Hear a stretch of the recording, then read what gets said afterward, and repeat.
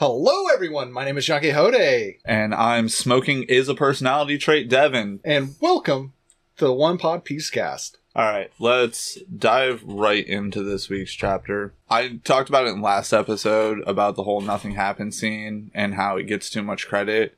Kuma, just nothing happened every week, constantly. Like, you saw the pain he put his body through. Kuma is the best character. I get sadder and sadder every time I see him. He is altruistic. He views things as needing to be done better and self-sacrificing to try to create those better situations and circumstances. Yeah, like, Kuma is an idealized protagonist. He does the right thing because it's the right thing, and that's it. I do think it's funny the tension they tried to build at the end of the chapter by being like, "Oh, he was stolen." Like, okay, yeah, no, no. We know she's gonna come back. He's gonna take over the previous kingdom. It's gonna be a whole thing. Yeah, which also, I mean, Jenny, you can see Bonney and Jenny 100% at this point. So, like, yeah. Like, when they first introduced her in this chapter, it was like literally, it was like looking at Bonney with a slightly different haircut. The only way they could hard pivot it at this point is if Kuma absolutely never takes a lover kind of deal and has adopted Bonney, because he has sort of dodged the relationship a couple times now in the chapter where it's like, no, we can't get married. Why not? Yeah, but I think with what happened at the end, I think that's the thing that like catalyzed, whatever that word is. Catalyzed. It doesn't sound like the right word for some reason though. But yeah, or cauterized or whatever. Moving beyond that, otherwise I'll be hung up on that all day. Moving beyond sonic dissonance. But that is the thing that basically is going to cement that relationship where it's like I really do feel these things about Jenny, that I want to be with Jenny and I want to protect her. So I think that's going to be where we get the actual relationship between, or the romantic relationship between Jenny and Kuma. Also, it's like criminal you haven't cosplayed as Kuma. You're like 6 foot fuck all, like 6'9", 6'6". You're giving me way too much credit with the 6'9". Well, I'm like 4'3", so it's kind of one of those ones. Everyone looks like a giant. Yeah, no, it's criminal that you haven't. It's a hat and a jacket and some pants, man. Come on. Honestly, I would like the actual Kuma fit. Mm-hmm. Just like as like a hype wear beat. Like, I mean, just not even. I mean, if it was hype beast, sure, I'd still wear it. But I mean, not even like a hype beast. I just like that fit. Yeah, that's fair. I wish bucket hats looked as good on me as they do Kuma. It's just because you got to wear your hair down. You try to pull it back too much. You got to just like push it all forward and then boom. Yeah, fair. It is nice getting these backstory chapters. However, there is a part of my brain that's just like, move the story forward. It's probably indicative of the fact that a lot of the media I'm consuming right now is sort of stuck in filling in previous space. And it's like, you know, we don't know what happened to Kuma, but to a lesser extent, we know what happens to Kuma, you know? He becomes this ruler. He becomes a slave. Like, all this does is make rereading One Piece hurt more. Though, also, with all this backstory, it's also bringing up, at least for me, a lot of, like, questions about, like, his role as being the king of the Sorbet Kingdom. Because even at this point, we haven't seen him be the king of Sorbet Kingdom. And then it also brings in the questions of, like, Bonnie's grandmother that she was incognito at you can just go disguised role-playing. As. Yeah. You'll semantics yourself into a black hole. I'm good at doing that. But the fact that Bonney was impersonating her grandmother, who was the Queen Regent of the Sorbet Kingdom, who is apparently affiliated with the world government at this point, once again, or did they ever lose that? But the fact that they recognized him as the king of the Sorbet Kingdom, as the tyrant king of the Sorbet Kingdom, but we're not seeing anywhere where that could have fit in quite yet. Well, I mean, Tyrant King can really just be like an insurrectionist who is becoming king. So, like, once he rescues Ginny, he'll probably end up going back to Sorbet Kingdom and, like, addressing the ruling class there, and then take over, and then kind of, like, make a deal with the world government, which will kind of renounce his, like, affiliation with Dragon. Because, I mean, we've seen the world government multiple times at this point go, hey, what if you just stop helping them, and we'll pay you? You want a fancy title that's going to protect you from punishment from us, and you just have to not specifically do these things you're doing? Here you go, 7 warlords of the sea. Just stop doing the exact things you're doing, and we'll look the other way when you're doing other things. But how does that play with Kuma's altruism? Because with that, would really the fact that sure it's like his people he's protecting, but it's at the cost of the greater good. I mean, not if his friends like urge him to do it. If Dragon and Vanko sit him down and they're like, listen, we appreciate you, we love everything that you do, but like, your heart's not in this, your heart's in your kingdom. I mean, Luffy had to get that follow your dream gene from somewhere. It can't just be because, you know, he had a big old boner for gold. You know, like, everyone had a boner for gold. Luffy has that X factor.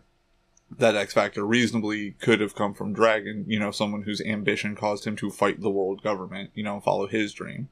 If he recognizes Kuma as, like, truly your dream at this point is to, like, calm down and, like, raise your family, because we don't know, A, how scared Kuma's going to get with Ginny being stolen, how that's going to make him react. You know, there is something to be said about, like, sometimes people get this call to action and go, I just want to help who I can help. I don't want all this. And then, like, backing up and, you know, finding a middle ground. You know, it wouldn't be the first, second, or third time we've seen someone make a show of a, I'm quitting, wink. I mean, think about the Kobe and Luffy scene. Like, that was an established dynamic trait in, like, what, the first 100 chapters? When he's like, huh, the Marines can see. Screw you, Kobe.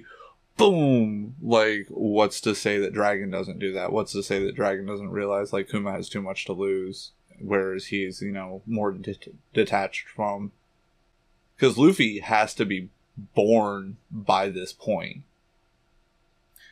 Which... Yeah, because this was 14 years ago. The most... Like, the last part of it was 14 years ago. Right. The last part of the flashback Jury's that we've also seen in this. born at this point. Maybe not, because we haven't seen any hide or tail of her, and, you know, there's those theories going around about Bonney being a lot younger than what we think she is. Oh, and just growing... God. Okay, this might be part of that confirmation. I fucking hope not. I understand why. and not even for my benefit, just for, like... Rule 34? Oh, God, there's so much of it about Bonney. You know, she's known as the glutton. Like, come on. Like, the unfortunate stories write themselves, and people can't enjoy something and not get horny about it. Please stop getting horny about everything. But it's just like, God, dude. Like, imagine. It's going to be a unfortunate repercussion of it, but it's looking like it's getting closer and closer to that being real, just because of the way that everyone refers to Bonney, like how Vegapunk, don't do that to such a young girl. To even Saturn talking about she's just a little girl back when he was still on the Marine ship. God, I fucking hate it. And the fact that, I mean, once again, we did not see anything relating to Bonney even existing by this point 14 years ago. I mean, it's possible, but we also have Kuma basically saying, no, we can't have a relationship. Yeah. Oh, God, I hate that it's probably true. Because, like,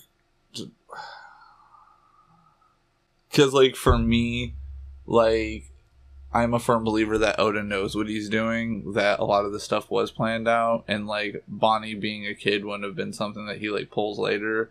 So that means Oda has been very just, like, supportive of Bonnie's character design, and it's just like, you could have put some fucking pants on her then. Like, I don't know. I mean, more recently, yes, but who knows if this was because originally all the supernovas were only supposed to be there for that initial introduction of the archipelago. Yeah. The only one that Oda expected might have some additional relevance at that time was Kid. And then everyone loved Law, and so Law ended up playing a bigger role and importance than Law just got Oda what even expected. Kid was gonna do. Like he introduced both of the characters and was like, which do you want? And then when everyone was like, "Ooh, we like the goatee boy," he's like, "All right, get out of here, fucking no, not yet, amputee. Don't worry, I'm gonna use you to power scale Shanks." Which that's another fucking thing. Using Kid to power scale Shanks, like jumping back a bunch of chapters. And I mean, that probably wasn't the intent from the get-go of Kid's thing. Because, I mean, I think more Kid was originally supposed to be was just kind of like the character foil to Luffy. And it was supposed to be kind of like a rival in that aspect. Of Luffy being the one going in, being like this good pirate versus Kid, who is like this deplorable pirate who will pillage, kill, and all these other nasty things. As you Disney-fy pirates real fast. No, yeah, I think Kid is like the equivalent of the fire user in any like shonen elemental thing, unless the protagonist is specifically using fire. But like the fire user is always like I'm gonna be your rival. Like, I mean, shit, just Black Clover, Mashal. I could do more if I was thinking about it, but it's always just like, we're going to introduce this explosive fire user, and they're going to be your rival. Or you're, like, very close, like, I love you so much. But I think that's more of a red hair character trope than it is, like, fire user. They're always, like, very just, oh. Yeah, red hair, burning passion, yeah. That's why Stabs is going to have blue hair. So what's Stabs? We're getting off topic just a little bit, but so what's Stabs' personality actually going to be? Is it going to be more like Spandam? No, it's going to be very strict and type A. So Shanks is clearly type B. He's very good with the flow. His whole thing's been like, ha ha ha. So more like Rob Lucci than Spandam. Yeah. His Stabs would be very much just like, we have a task to complete, and you've always been putting it aside. Like, if Stabs was in Shanks' exact position when Buggy was like, let's go be king of the pirates, Stabs would have been like, I already have 2 plans. Which, also, because since the pilot is... Paywall exclusive. Yeah, Patreon only, once we get that up and going. Just to clue y'all in on who Stabs is, because we go into Stabs on that. Stabs. It's a joke I absolutely love. Devin hates. They came up with it. Like, okay, quick backstory. So everyone has always talked about Shanks being the traitor, but Shanks has become such a popular character that the silhouette that looks exactly like the red hair pirates is actually just all of their identical twins, including Shanks' brother Stabs. The type A blue hair. And with Stabs being the one who made an appearance at to the Gorosei back at Reverie. Right. It was actually only Stabs. Stabs uses 3 blades, so he's actually the one who gave Shanks the scar, not Newgate. We're gonna save Stabs for a convince me I'm wrong down the line. That's a reference for later. Yeah, which once again only bringing that up to kind of explain. No, stay in the dark, just like Stabs. Stay in a silhouette of dark. I don't care. But with that cleared out, let's go back to the chapter. Fucking Stabs. My apologies for taking us on a little bit of a wild goose chase there. Stabs is like the child that I birthed that I want to remove from everything. It's ridiculous. Yeah, so in the chapter, I mean, it was like a lot of backstory. There's not like a lot of things that super duper happened. It was predominantly like, hey, look, Kuma's a good guy, which... fucking news, crazy. Oh my god, Kuma's a nice guy. Kuma's altruistic. Kuma just does the right thing because it's the right thing to do at every infinite detriment to himself. Crazy. Yeah, well, I think it's more to establish the fact that, since, like, when we're introduced him, he's called the Tyrant King Kuma. Mm-hmm.